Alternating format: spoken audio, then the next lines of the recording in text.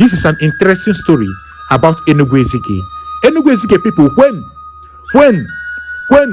no. Let us talk about Enugu-Ezike.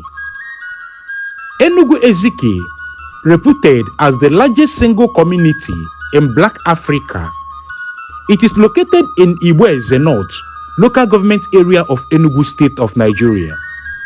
It has a population of about 259,431 with 36 villages, in addition to some other newly created political autonomous communities. Enugu-Ezike has common boundaries with Benue and Kogi State of Nigeria. On the north is Ete, a non-Igbo speaking community in Enugu-Ezike local government area. On the east is Ofente and Idoma, while the northwest flank are Amaka and the Abanya communities of Benue.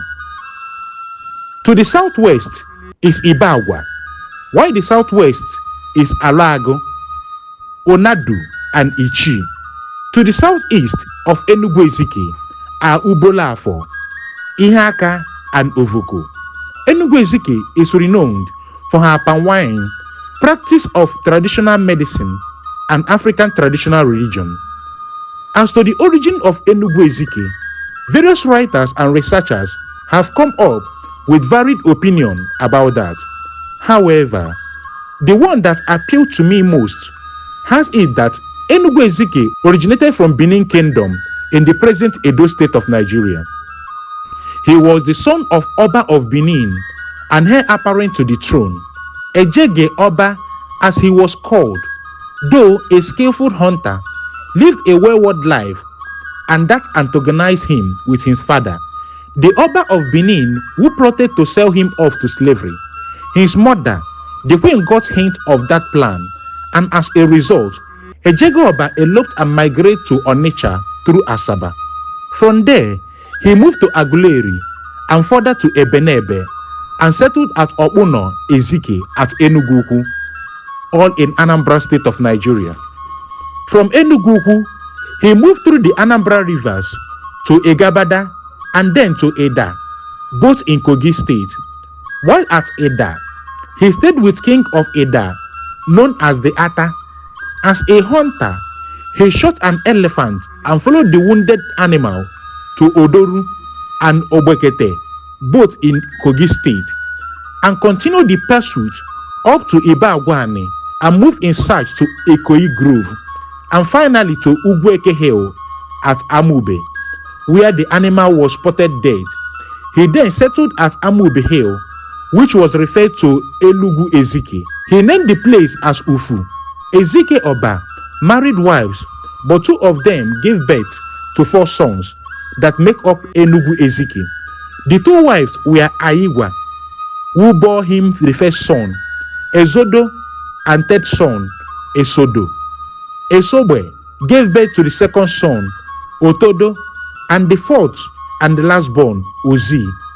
The stool of Onyisi in Enugu-Ezike is not political, and as such is not contestable. There is this belief that anyone who out of greed, maneuver or shell practices ascended the throne is bound to visit with death within a short period of time after his installation. Enugu-Ezike people have so many cultural heritage, but for now, we will dwell on the tradition of marital fidelity known as Idishi tradition. Have you heard about it before? It has attracted comments for so many quarters, such that some see it as obnoxious and Sharian law-like.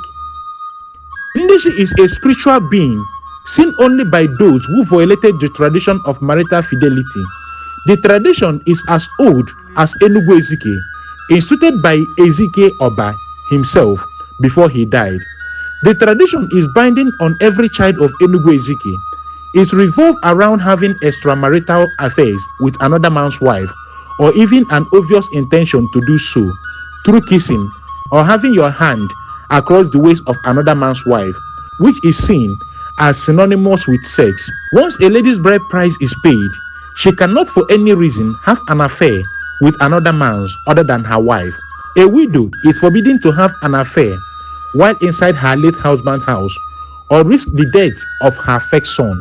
If she wants to do such a thing, she must be relocated to another house. If she gets tired and wants to come back to her late husband's house, she will confess to her escapades, appease the gods, and then return after cleansing ceremony.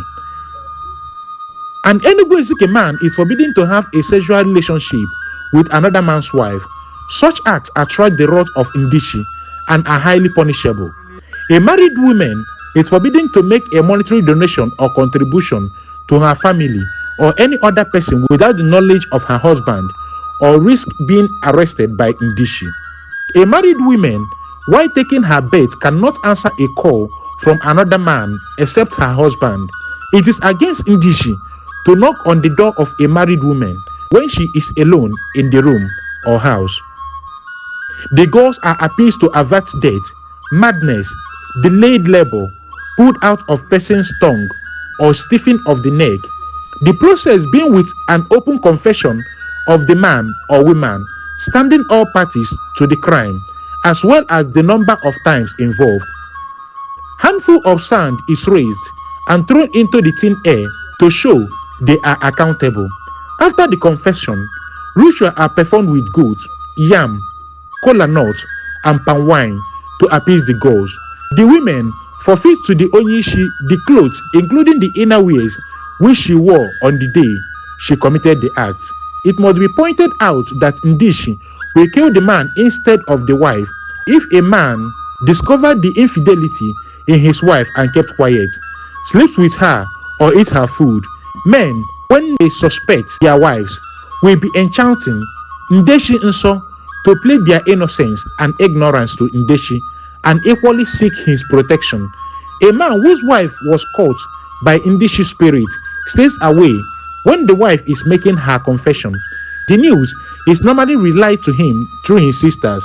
Equally, he cannot partake in the items used in appeasing the gods. For emphasis, men are allowed to keep mistress, but should have no extramarital dealings with a married woman. The ideas has been a subject of debate, but in my opinion, I think it is because men can carry more than one wife at a time, but a woman cannot marry more than one husband at a time. The phenomenon of Ndishi is seen as a good omen by some people who believe that women, in view of the loss of moral values and recourse to loose lifestyles, would have gone to the extent of sleeping around without batting an eyelid. For the obvious fact that once you do a public confession, your dignity has gone forever, has made so many people to think deeply of the implication before engaging in an immoral act. Have you heard about this story before? This is an interesting story about Enugu-Ezike. Enugu-Ezike people, when, no.